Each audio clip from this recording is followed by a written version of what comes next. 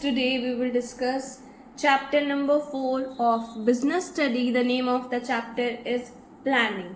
So planning का मतलब समझते हैं सबसे पहले. It refers to thinking beforehand. कोई भी काम करना हो उससे पहले हमें प्लानिंग करनी पड़ती है उस चीज की. प्लानिंग एक फर्स्ट और बेसिक फंक्शन होता है मैनेजमेंट का. प्लानिंग में क्या होता है कि what is to be done, when is to be done and how is to be done and from whom is to be done. Planning involves setting objectives, developing an appropriate course of action to achieve this objective. So for an example, यहाँ पे एक example है कि example देखते हैं यहाँ पे हम कि यहाँ हमारे पास A, B, C, D, E, F और G. अगर हम C पे हम मार्क कर रहे हैं तो हम यहाँ पे हैं. अगर हम C पे हैं तो अगर हमें G पे जाना है, यहाँ हम चाहते हैं जाना, यहाँ पर हम हैं, तो यहाँ से यहाँ तक जाने के लिए हमें प्लानिंग करनी पड़ेगी कि हम यहाँ से यहाँ तक कैसे जाएंगे. So planning will be required to cover the gap between C to G. ये गैप कवर करता है हमारा यहाँ पे, इसीलिए इसका मतलब है प्लानिंग करना. ये गैप खत्म करने के लिए C से बीच में जितना भी गैप होगा वो कवर करना है हमें, तो उसके लिए हमें प्लानिंग करनी पड़ती है. तो ऐसे ही अगर हम फीचर्स की बात करें प्लानिंग की, तो प्लानिंग के बहुत सारे फीचर्स होते हैं, जिसमें से सबसे पहला फीचर होता है focus on achieving objective. Planning start with the determination of objectives. After getting setting up objectives, planning develops an appropriate course of action to achieve this objective. एक एप्रोप्रिएट यहाँ पे एक्शन लिया जाता है जिससे कि हम अचीव कर सकें अपना ऑब्जेक्टिव को. ऐसे ही ये प्राइमरी फंक्शन है. प्लानिंग क्या है? प्राइमरी फंक्शन है मैनेजमेंट का. Planning is a first and basic function of management and it lies down the base for other function. ये एक बेस है और फंक्शंस का भी. All other functions of management are performed as per the plans drawn by planning process. इसके base पे ही आगे और functions भी यहाँ पे तैयार होते हैं. Planning is pervasive. Planning is pervasive act is required at all level of management. Pervasive का मतलब क्या है? हमें हर लेवल पे जरूरत होती है इसकी, and in all डिपार्टमेंट, और हर डिपार्टमेंट में भी. ऐसे ही प्लानिंग एक कॉन्टिन्यूस प्रोसेस है. Means planning is never ending process because due to rapid changes in the business environment plans to be required accordingly. Planning is futuristic. Futuristic है मतलब planning is never done for the past. Past के लिए कभी नहीं planning करते हम, future के लिए प्लानिंग करते हैं. Planning involves looking ahead to analyse and anticipate in the future events for the best interest of an organisation.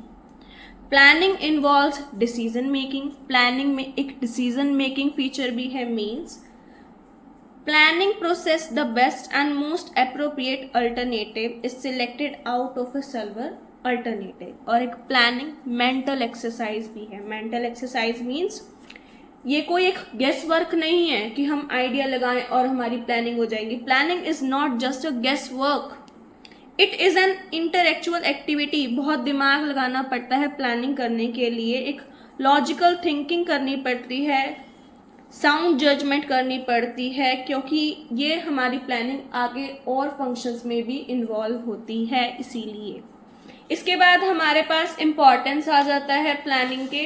So planning के इम्पॉर्टेंस सबसे पहला होता है provide direction. Planning provide direction means planning provide direction to the efforts of employ. Planning make it clear that what employees have to done, how to do if there were no planning employees would work in different directions. अगर हम planning ही नहीं करेंगे, जो employees है वो different different direction में काम करेंगे, और जो ऑर्गेनाइजेशन है वो इस करके अपना गोल को भी अचीव नहीं कर पाएगा। जब एम्प्लॉय ही अलग अलग डायरेक्शन में काम करेंगे तो जो हमारा अचीवमेंट है ऑर्गेनाइजेशन की वो नहीं हो सकती। ऐसे ही अगर हम बात करें तो अगले इंपॉर्टेंस है रिड्यूस रिस्क ऑफ अनसर्टेनिटी। यहाँ पे बात की गई है uncertainty can not be eliminated but can be reduce to a great extent through sound planning. With the help of planning, possible change in future are anticipated and various activities are planned in the best possible way. Next is planning reduce overlapping and wasteful activities. Means यहाँ पे क्या होगा कि planning helps to avoid confusion.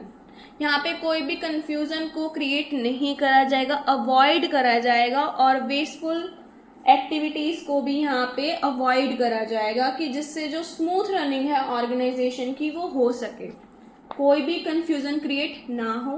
ऐसे ही अगला आता है planning promotes innovative ideas. Innovative ideas मतलब ये वही है कि गेस वर्क नहीं है, इसमें बहुत ज़्यादा दिमाग लगाना पड़ता है। ऐसे ही अगला आता है planning facilitates decision making means planning process the best and most appropriate alternative is selected out several alternatives. Next is planning provides standards for controlling. Standard provide करता है controlling को। means standard refers to the setting the criteria against with actual performance will be measured. एक criteria set करा जाता है जिससे हमारी जो एक्चुअल परफॉर्मेंस है वो मेजर हो सके। Under controlling actual performance in compare with standards. जो एक्चुअल परफॉर्मेंस होती है कंट्रोलिंग के अंदर उसको हम किससे कंपेयर करते हैं, स्टैंडर्ड से। And if there is a deviation between these two, so एक करेक्टिव एक्शन लिया जाता है और उस डेविएशन को करेक्ट करा जाता है जिससे कि such standards are set under planning. इसके बाद हमारे पास लिमिटेशंस ऑफ प्लानिंग आ जाता है। तो लिमिटेशंस भी बहुत है इसकी। सबसे पहला planning creates rigidity because once the plans are made the manager may not be in a position to change it in light of change condition. ये कोई ऐसा नहीं है कि अगर प्लान बन गया तो हम इसको चेंज कर दें, एकदम से तो चेंज नहीं हो सकता ना ये। तो planning creates rigidity. Next is planning does not work in a dynamic environment. Dynamic environment में वर्क नहीं करता। Business environment is very dynamic, there are continuous changes. Continuous change होते रहते हैं बिजनेस एनवायरमेंट में, कोई एक सीक्वेंस में तो हर चीज़ नहीं चल रही। तो these are continuous changing taking place in economical, political and legal environment. A manager cannot forecast these changes accurately and plans may fail. तो इस करके जो भी changes आते हैं उस करके जो हमारे plans बने होते हैं वो fail हो जाते हैं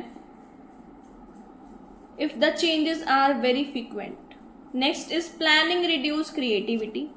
Planning reduce कर देता है creativity को।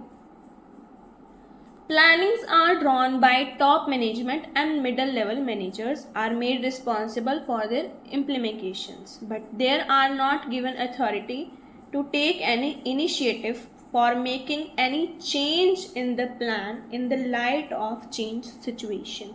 So planning discourages creativity, which is important for innovation. Next is planning involves huge cost.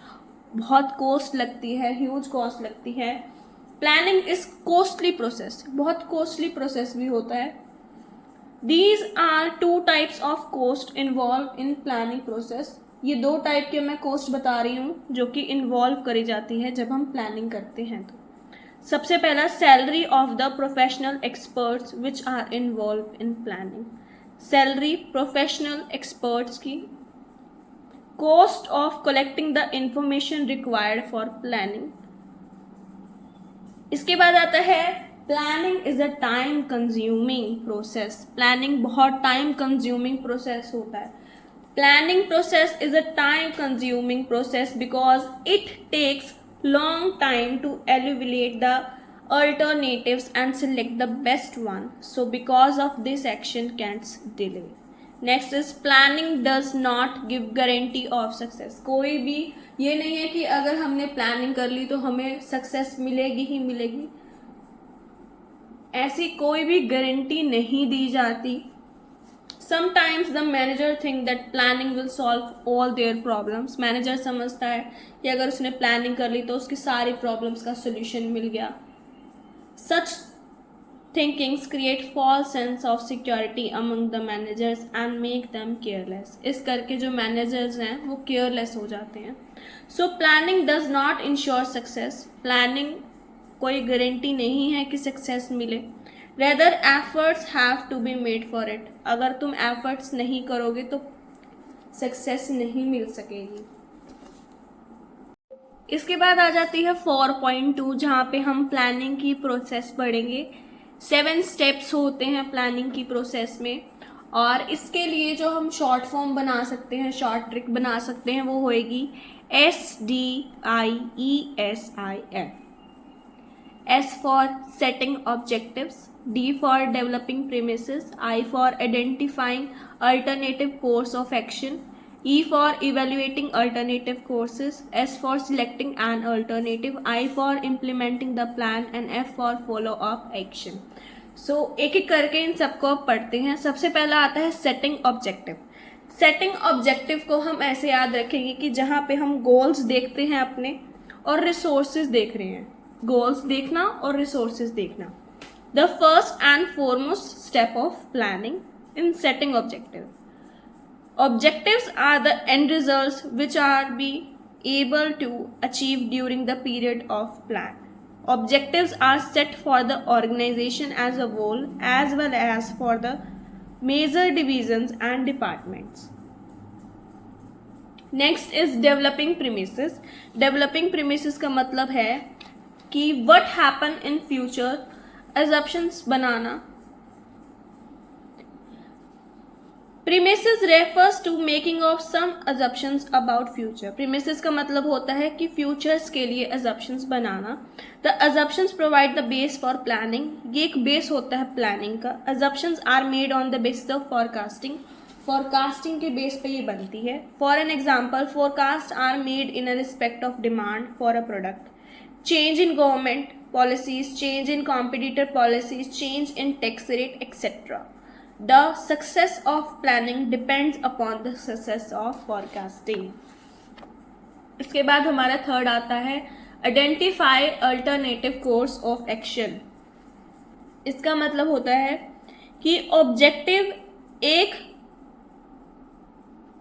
Objective तो एक है बट उसको करने का मेथड बहुत है, तरीके बहुत हैं उसको करने के. ऑब्जेक्टिव एक ही है बट उसको करने के मेथड बहुत सारे हैं. After setting up objectives, the manager should identify all the alternatives through which such objectives can be achieved. For example, if the objective is to increase sales by 20%, the following alternatives can be: by adding more products, by increasing advertisement, या by offering discount. या तो advertisement increase करना, more products को अपने बनाना, add करना और discount offer करना, या इसके अलावा भी बहुत कुछ. नेक्स्ट आता है इवेल्युएटिंग अल्टरनेटिव्स कोर्स. इसका मतलब होता है कि उसके एडवांटेजेस और डिसएडवांटेजेस को लिखना, मीन्स प्रोज और कॉन्स को लिखना. After making list of various alternatives, the manager should start evaluating each and every alternatives, notes down the positive and negative aspects of every alternatives. Alternatives are evaluated in the light of their flexibilities. Next are selecting an alternative, जो कि हमारा यहाँ पे 5th point आ जाता है. इसका मतलब होता है हम ऐसी चीज़ को लेंगे जिससे हमें फ़ायदा हो, एडवांटेजेस मिल सके उस चीज़ की। तो after evaluating all the alternatives a manager should select the one best means most profitable and minimum negative concerns. After preparing the main plan, the organization has to make number of small plans to support the main plans. एक plan को support करने के लिए छोटे छोटे हमें और भी प्लान बनाने होते हैं. Such plans are known as derivative plans. इसके बाद हमारा यहाँ पे 6 नंबर पे आ जाता है implementing the plan.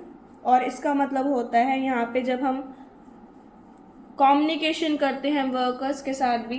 Now it's a time to implementing the plan, putting the plan into action. Manager starts communicating with employees have to work accordingly to the specification of the plan. For an example, if the alternative of advertisement is select to increase the sales, then it put into action. The manager must allot some funds to advertisement department, select media, etc. And the last is follow up action. Follow करना, सबको देखना काम कैसे कर रहे हैं. Follow up means changes are appear in the assumptions on which the plans are based. There should be corresponding changes in the planning also. Next are types of plan. यहाँ पे 3 टाइप के प्लान्स होते हैं. सबसे पहला होता है single use plan. Means अगर हमने एक बार बना दिया, ये एक वन टाइम इवेंट और प्रोजेक्ट होता है, वो दोबारा नहीं बनता. ठीक है. इसका पीरियड जो रहता है वो या तो वीक तक रहेगा या मंथ तक रहेगा. और इसका ऑब्जेक्टिव क्या है कि एक स्पेसिफिक इवेंट के लिए सक्सेसफुल हो जाता है. और इसके टाइप्स क्या है, बजट और प्रोग्राम. ऐसे ही अगर हम स्टैंडिंग प्लान की बात करें, मीन्स अगर हमने एक बार प्लान बना दिया तो हमें वही रिपीट कर सकते हैं. हम वही रिपीट होगा, बार बार अलग प्लान बनाने की ज़रूरत नहीं होती. तो इसका टाइम पीरियड जो रहता है वो मॉडिफाई हो जाता है time to time as per the requirement. और इसका ऑब्जेक्टिव होता है to enhance efficiency in routine decision makings. इसके टाइप्स होता है पॉलिसी, प्रोसीजर, मेथड, रूल, ये सब. ऐसे ही अगला लास्ट आता है either standing nor single use plans. इसका मीनिंग होता है it refers to a plan which usually is not classified as single use और स्टैंडिंग. फीचर क्या है, ये टॉप मैनेजमेंट के द्वारा बनाया जाता है, प्रिपेयर करा जाता है.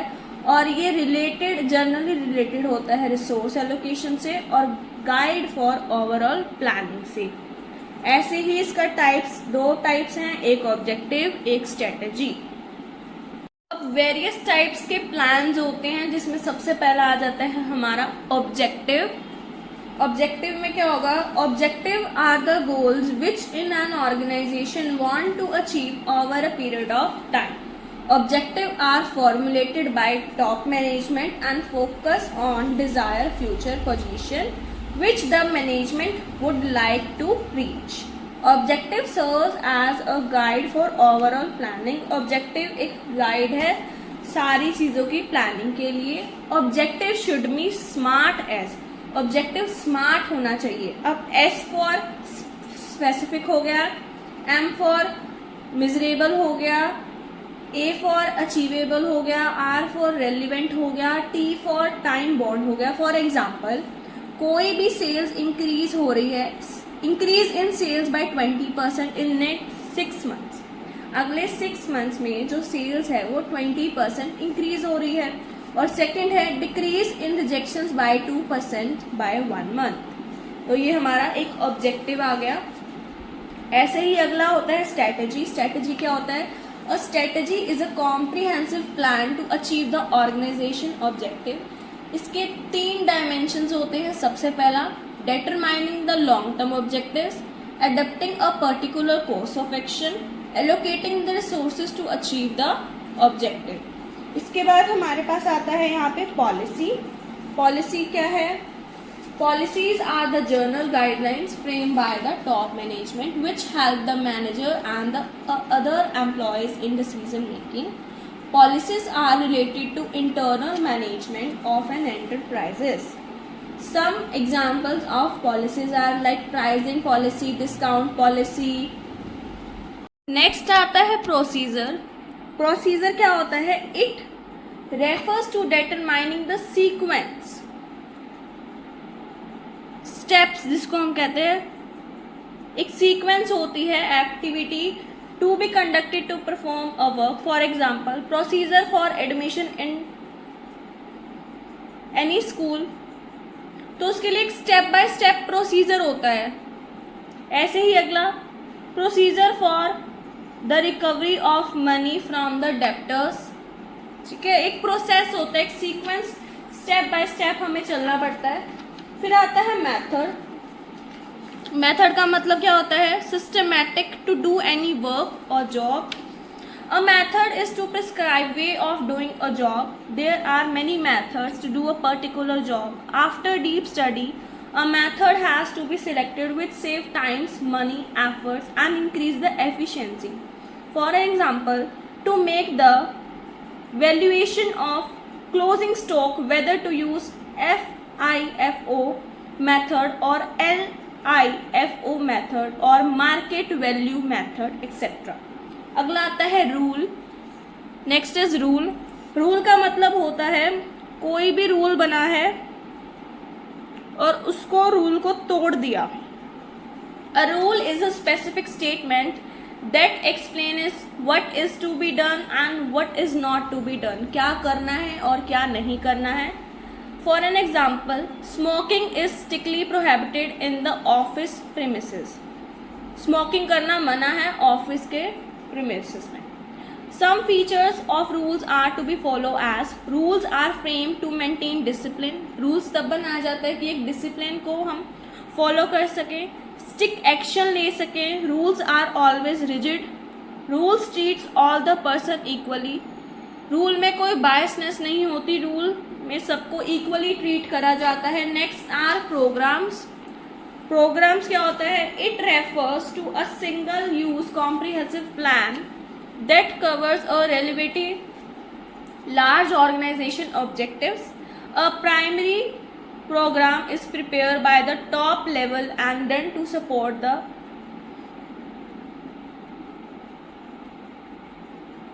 Primary programme. नेक्स्ट इज, इसका एग्जांपल देख लेते हैं। ट्रेनिंग प्रोग्राम हो गया, सेल्स प्रमोशन प्रोग्राम हो गया, बहुत सारे टाइप के प्रोग्राम्स होते हैं। ऐसे ही लास्ट आ जाता है budget. A budget is the special type of plan which is express in numerical terms. इसको हम न्यूमेरिकल टर्म में एक्सपेक्ट करते हैं। For an example, sales budget, production budget, purchase budget. Budget serves as standards for comparing actual performance, and if there is a deviation, timely corrective actions are taken. Budget are always prepared for a specific period of time. Budget are prepared at all the 3 level of management. तो ये था हमारा chapter number 4 business study का planning. ये हमारा chapter खत्म हो गया। Thanks for watching.